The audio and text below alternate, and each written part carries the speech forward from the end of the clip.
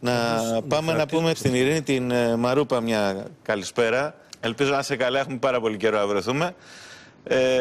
Κάποιες από τις οικογένειες των θυμάτων τις εκπροσώπησες και η ερώτηση είναι αν έχουμε να περιμένουμε κάτι άλλο, να πάμε λίγο παρακάτω, μπορεί να γίνει οτιδήποτε, θα μπορούσε να δημιουργήσει ένα αίσθημα μεγαλύτερης δικαιοσύνης.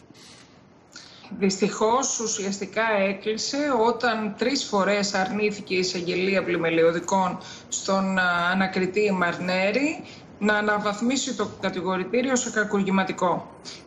Πολύ εμπεριστατωμένα και τις 3 φορές και επικαλούμενος νέα στοιχεία, ο κύριος ανακριτής είχε προσπαθήσει να διωχθούν, να ασκηθεί ποινική δίωξη κατά των κατηγορουμένων για ανθρωποκτονία από αμέλεια, αλλά και έκθεση με ενδεχόμενο δόλο, δηλαδή ότι εν γνώση των πραγματικών περιστατικών που συνιστούσαν την έκθεση των ανθρώπων αυτών σε κίνδυνο ζωής και αποδεχόμενοι τον κίνδυνο ζωής αυτών, παρέλειψαν οι κατηγορούμενοι να προβούν στα οφειλόμενα μέτρα προς διασφάλιση κατά το δυνατόν περισσότερο της ανθρώπινης ζωής.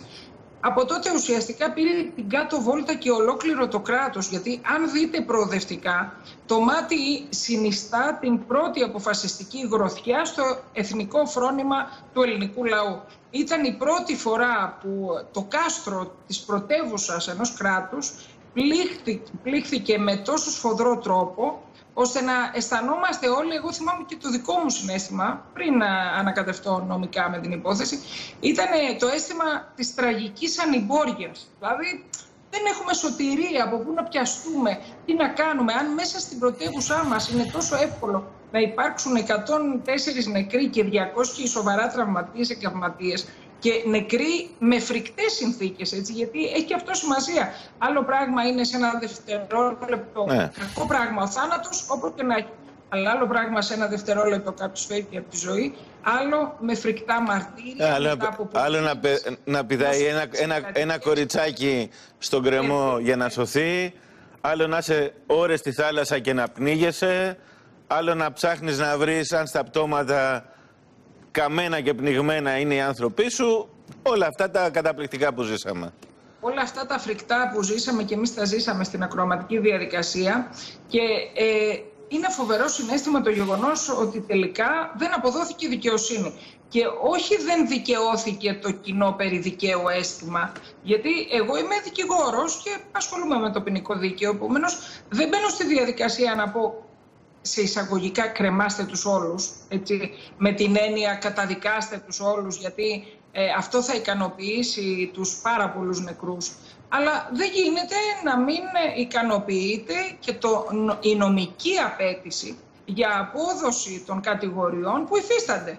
Δεν γίνεται δηλαδή να υπάρχουν κατηγορούμενοι που διέφευγαν συνεχώς από τη φωτιά, από τα μέτωπα, για να μην είναι παρόντες, για να μην έχουν την ευθύνη και τελικά αυτοί να αθωώνονται επιβραβεύοντας έτσι αυτή τη συμπεριφορά. Δεν γίνεται να ανεχόμαστε εμείς ως κοινωνία, τα δικαστήρια, όλοι μας, το ελληνικό κράτος, τους κατηγορούμενους για 104 νεκρούς, να τους αναβαθμίζει σε πολύ σύντομο χρονικό διάστημα σε αρχηγούς. Τον κύριο Ματθεόπουλο τον έκανε αμέσως μετά, αποστράτευσε μετά το μάτι τον κύριο Περζούδη και τον αναγόρευσε τον επιχειρησιακό υπαρχηγό δηλαδή.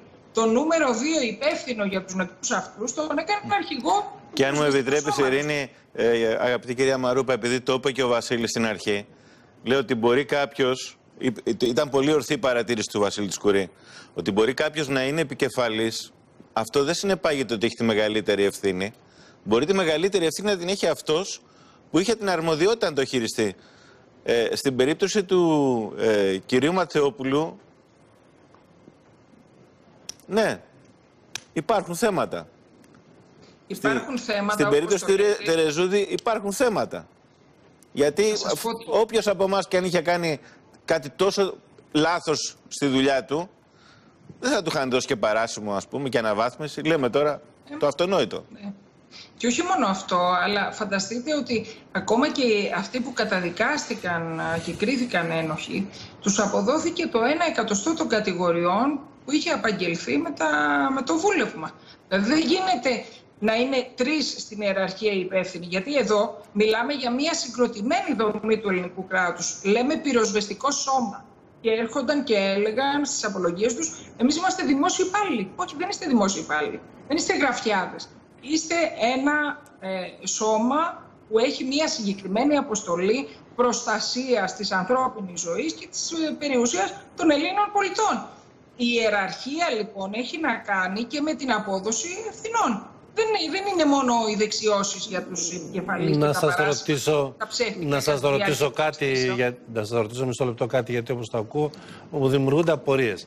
Αφού όλα αυτά ήταν τόσο οφθαλμοφανή, γιατί εκτιμάτε ότι ο επικεφαλής που επένει με τις κατηγορίες για πλημέλημα προχώρησε σε αυτή την πράξη?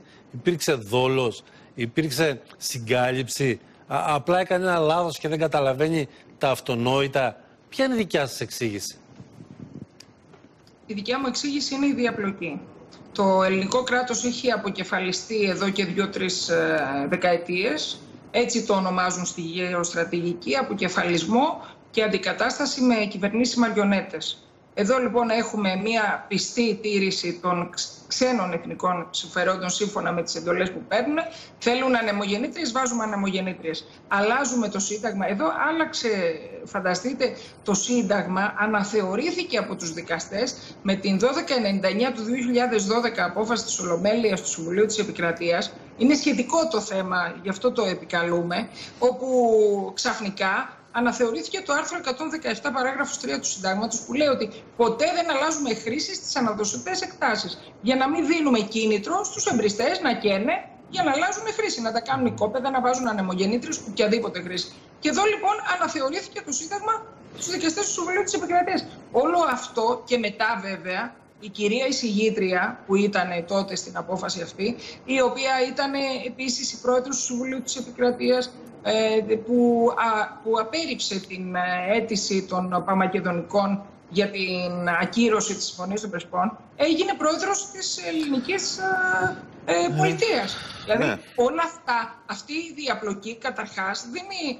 μια απόλυτη εντύπωση έως το βαθμό της απόλυτης πεποίθησης στον ελληνικό λαό ότι υπάρχει διαπλοκή. Δεν γίνεται εσύ που έχεις εξυπηρετήσει με την απόφασή σου, την οποία δικαστές καταγγέλουν ως παράνομη, σε φάση να μιλάμε για κράτος δικαστών, μετά να γίνεσαι πρόεδρος της Δημοκρατίας ή πρωθυπουργός ή υπουργός ή πρόεδρος. Εγώ να συμφωνήσω ότι υπάρχει διαπλοκή και είναι και για μένα το πιθανότερο αυτό τι σχέση με τα ξένα κέντρα.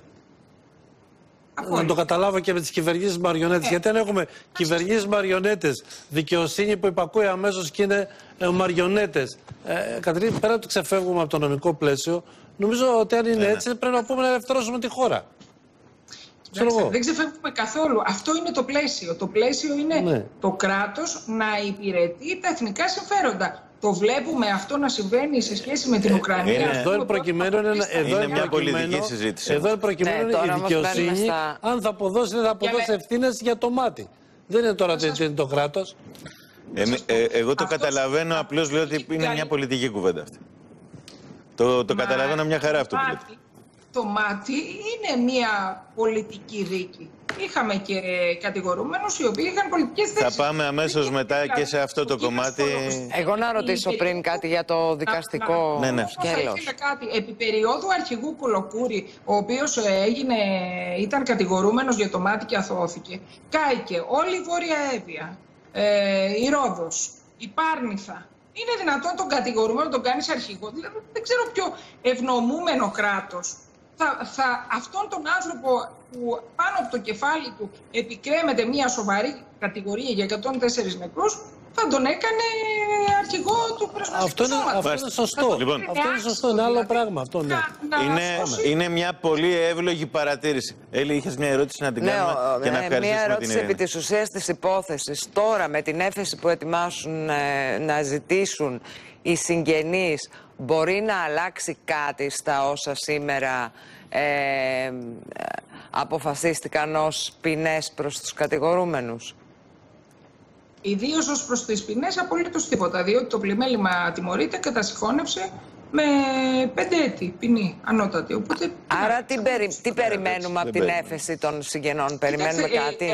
Αυτό που θέλουν οι συγγενείς και οι δικηγόροι τους, όσοι θα το κάνουμε, είναι να υπάρξουν περισσότερες κατηγορίες. Δηλαδή να αποφασίσει το δικαστήριο, να ασκηθεί η έφεση από τον εισαγγελέα, να είναι αιτιολογημένη και τελικά το δικαστήριο να πει ότι συντρέχουν και άλλες κατηγορίες. Δεν μπορεί όλα τα εναέρια μέσα που έκρινε σήμερα το δικαστήριο. Ήταν η Αφροδίτη Ανδραβίδας, ένα δηλαδή ελικόπτερο το οποίο εξετράπη από Νταού προς Μότορόιλ και 2 Σινούκ. Μα υπήρχαν και άλλα 3 Σινούκ διαθέσιμα εκείνη τη μέρα. Αυτά δεν ελήφθησαν υπόψη. Υπήρχε άλλη Αφροδίτη, η Αφροδίτη Τατοίου, η οποία έφυγε μόνη της και αποδόθηκε η ευθύνη στον κυβερνήτη του αεροσκάφους, ενώ δεν ήταν αυτή η πραγματικότητα. Έφυγε ο επικεφαλής αξιωματικός. Με εντολές πετάνε οι πιλότοι, δεν πετάνε όπου θέλουν, αλίμονο. Δεν ξέρω, αυτό το αλίμονο το έχουμε χάσει πια. Έχεις ένα δίκιο. Είναι ότι αυτή η κατρακύλα προς την εξαφάνιση της αξίας της ανθρώπινης ζωής, όσο πάει και χειροτερεύει. Δηλαδή μετά το μάτι, δεν είναι τυχαίο ότι ζήσαμε Τέμπη και ότι υπάρχει μόνο ένας κρατούμενος στη φυλακή για τα Τέμπη, ο εξής ένας, θα μου επιτρέψετε και την έκφραση, ο Βλακός Σταθμάρχης. Δεν γίνεται δηλαδή αυτό το πάμε και όπου βγει να είναι μια καθημερινή διαδικασία η οποία απειλεί τις ζωές τις δικές μας, των παιδιών μας, των φίλων μας, των αδελφών μας και δεν ξέρουμε πού θα σκάσει η επόμενη βόμβα, διότι δεν φοβάται κανείς ότι θα αποδοθεί και δικαιοσύνη. Και δεν μπορεί η δικαιοσύνη να μην ξεκινάει να αποδίδεται από τα ύπατα κλιμάκια. Ο Υπουργός πρώτος ευθύνεται αν δεν πηγαίνει καλά ο οργανισμός που έχει συστήσει. Όχι ο Σταθμάρχης ή ο τελευταίος πυροσβέστης του επίγειος επικεφαλής. Προφανώς. Ειρήνη Μαρούπα, σε ευχαριστούμε πάρα πολύ για την κουβέντα και για τα στοιχεία και για τα σχόλια τα οποία προφανώς με αφορμή τη συγκεκριμένη δίκη έπρεπε και να ακουστούν. Ευχαριστούμε πολύ.